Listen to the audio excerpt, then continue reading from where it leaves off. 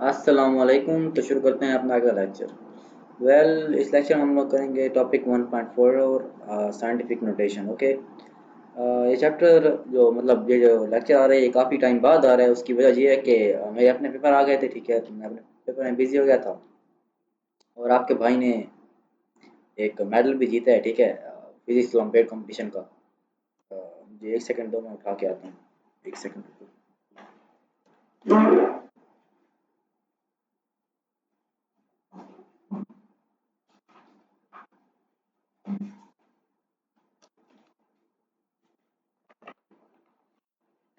Sorry.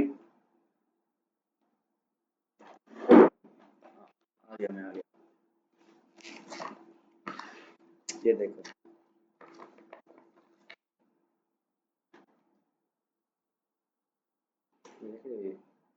Sorry, इस side से bronze का जीता है मैंने फिजिक्स ओलंपियाड कंपटीशन का मेडल।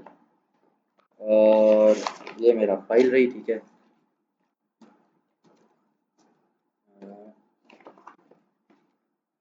एक सेकेंड। क्या यहाँ पे दिखा रहे हैं?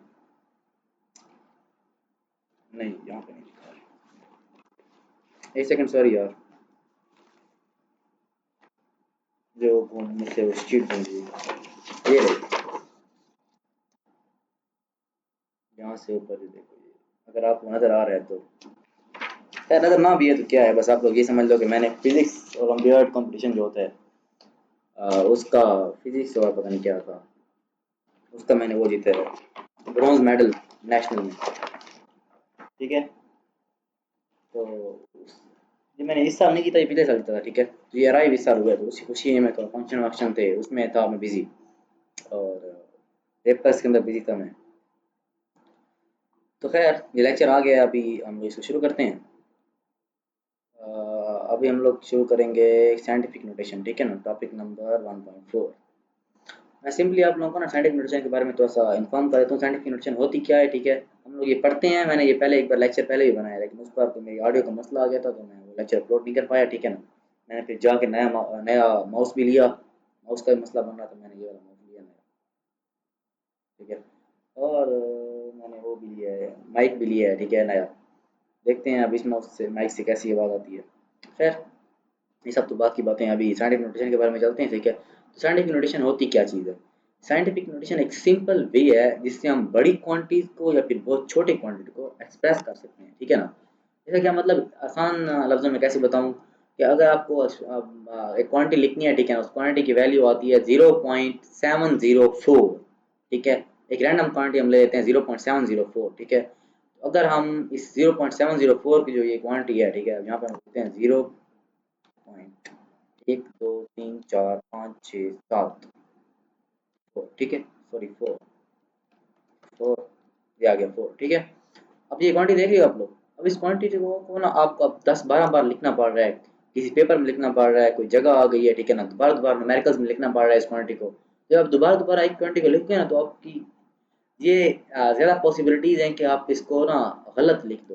मतलब आप 7 की जगह 4, सॉरी 6 ज़ीरो लगा दो, 6 की जगह 5 लगा दो। तो इस क्वांटिटी को हम साइंटिफिक नोटेशन में फिर लिखते हैं, ठीक है ना, जो कि एक आसान तरीका है इस क्वांटिटी को लिखने का। तो इसी 0.704 को हम कैसे लिखेंगे? हम लिखेंगे इसको जीरो, सॉरी यहाँ पे लिखेंगे 4.10 multiply by, sorry 10 multiply by -7, ठीक है। आप लोगों को समझ नहीं आ रही होगी, लेकिन यहाँ पे समझा भी मैं नहीं सकता, दोबारा लिखते हैं चलो। हम लोग लिखेंगे 4 multiply by 10 raise to power -7, ठीक है।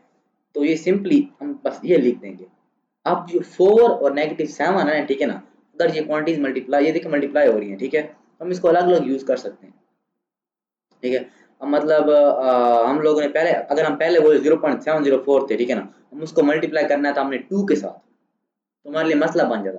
लेकिन अगर हम इसको 2 के मल्टीप्लाई करते हैं तो ये बड़ा ईजी बन जाएगा हमारे लिए, ठीक है। हमें सिर्फ 4 और 2 को मल्टीप्लाई करना है, मतलब सिस्टम काफ़ी ईजी हो जाता है जब हम साइंटिफिक नोटेशन में लिखते हैं, ठीक है। तो सिर्फ हमारी आसानी के लिए साइंटिस्ट ने इनको दरियाफ्त किया था, ठीक है, क्योंकि बड़ी क्वांटिटीज या फिर बहुत छोटी क्वांटिटीज को लिखने में हमें मुश्किलात पैदा हो रही थी। यही आप लोग यहाँ पे लिख पढ़ोगे भी सही, ठीक है। It is it is a short way of representing a very large, very small numbers, ठीक है। बड़े और छोटे नंबर को एक्सप्रेस करने का छोटा तरीका है, ठीक है। Writing otherwise the values of these quantities take up much space. अगर आप वैसे ही लिखते हो तो वो ज़्यादा जगह लेती हैं। They are difficult to read, उनको पढ़ना मुश्किल है। They are relative size are difficult to visualise.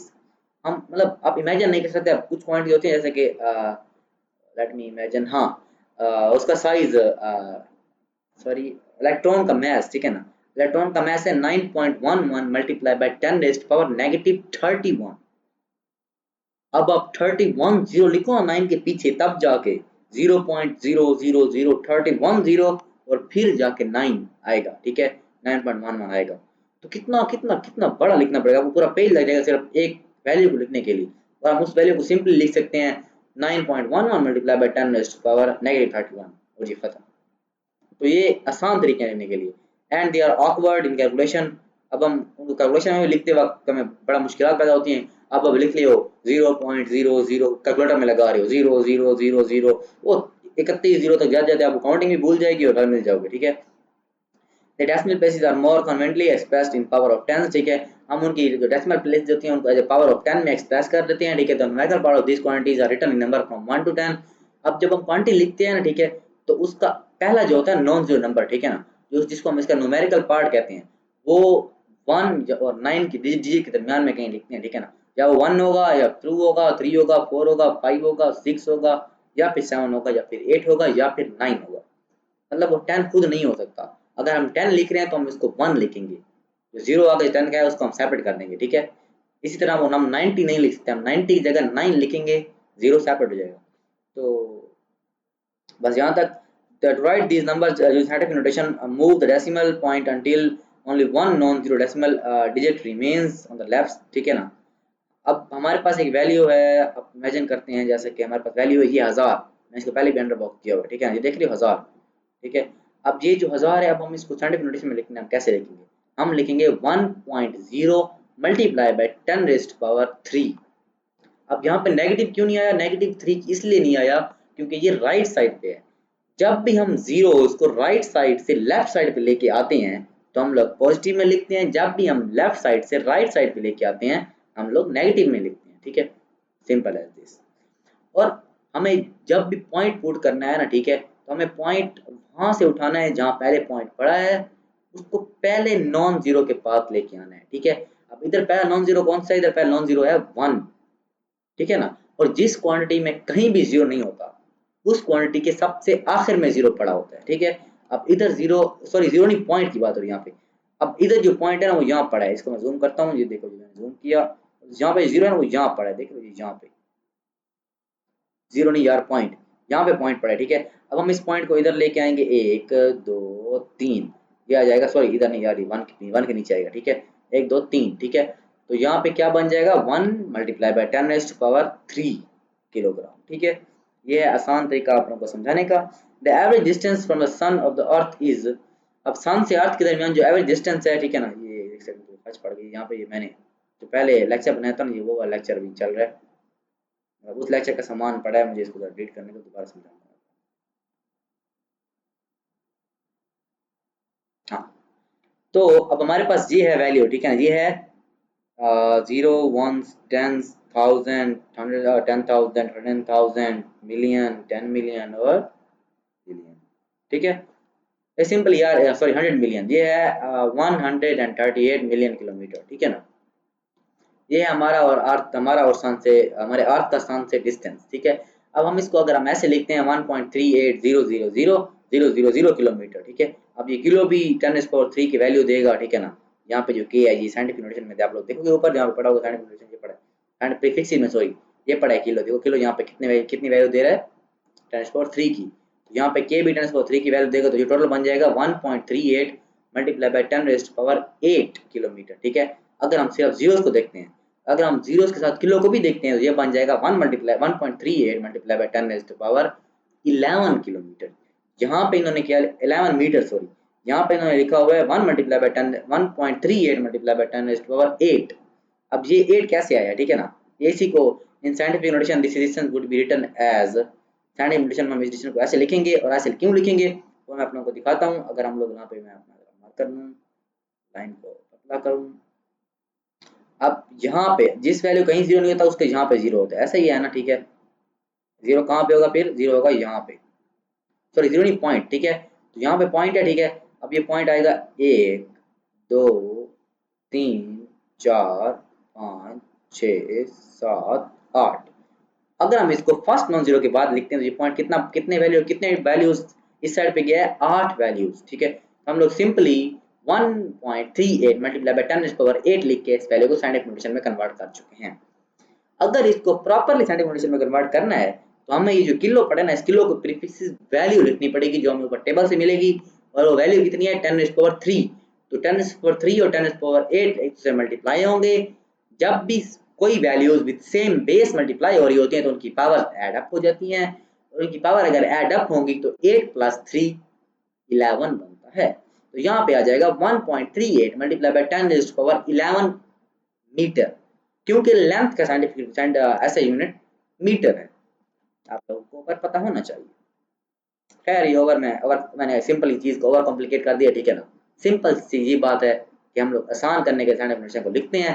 लिखने का ये तरीका है कि फर्स्ट नॉन जीरो के बाद अपने पॉइंट लगाना है, वैल्यूज काउंट करनी है। अगर आप लेफ्ट से राइट जा रहे हो तो वैल्यू नेगेटिव होगी, राइट से लेफ्ट जा रही हो वैल्यू पॉजिटिव होगी, और बस इतना ओवर होने की जरूरत नहीं है। मैंने ज्यादा ही कॉम्प्लिकेट कर दिया, वैसे मुझे कॉम्प्लीट करने का शौक है।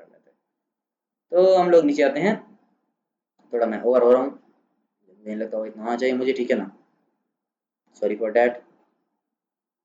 नीचे यहाँ पे दिया हुआ है उन्होंने डायमीटर ऑफ हाइड्रोजन एटम, ठीक है ना। ये है, देख जीरो गिनो कितने जीरो हैं, 1 2 3 4 5 6 7 8 9 10 11, ठीक है ना।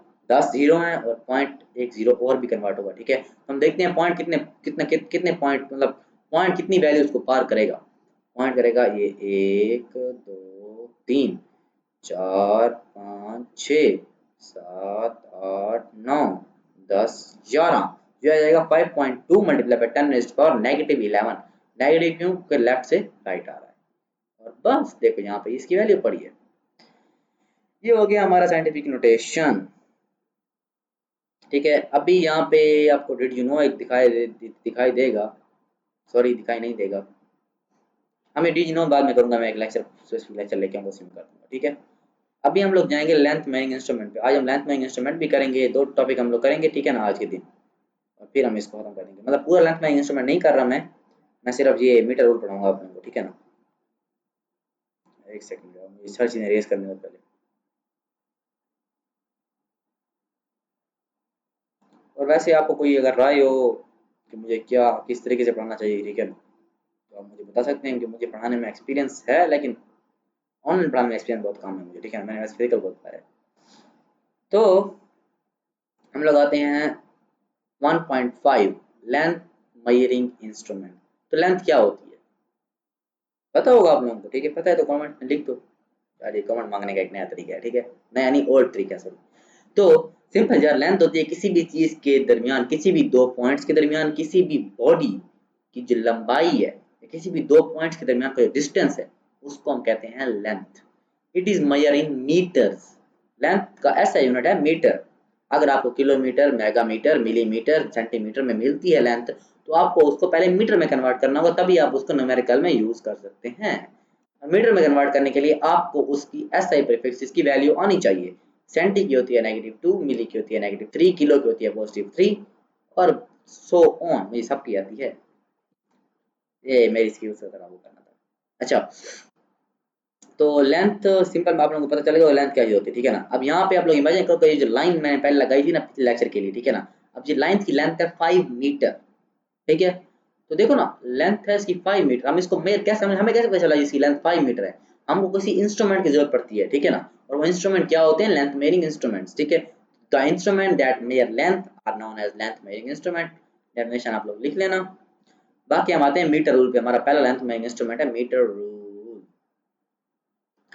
Length is generally measured using a metre rule in laboratory. Laboratory में मीटर रूल को यूज करते हैं। मीटर रूल में क्या क्या आता है, मीटर रूल में आपका स्केल आता है, ठीक है। वो इंची टेप आती है जिससे आपकी हाइट मेजर करते हैं, और वो जो दर्जी के पास होता है वो वाला आता है, ठीक है ना।